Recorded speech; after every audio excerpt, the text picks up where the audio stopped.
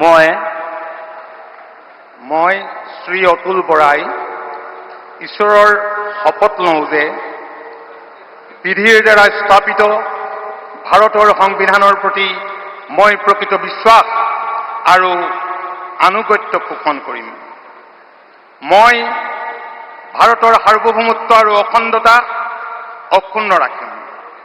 মই অসমৰ এগৰাকী মন্ত্ৰী হিচাপে মোৰ কৰ্তব্য বিশ্বস্ততাৰে আৰু শুদ্ধ অন্তঃকৰণেৰে সম্পাদন কৰিম আৰু মই ভয় বা পক্ষপাত, অনুৰাগ বা বিদ্বেষ নোহোৱাকৈ সংবিধান আৰু আইন অনুসৰি সকলো শ্ৰেণীৰ লোকৰ প্ৰতি ন্যায় আচৰণ কৰিম।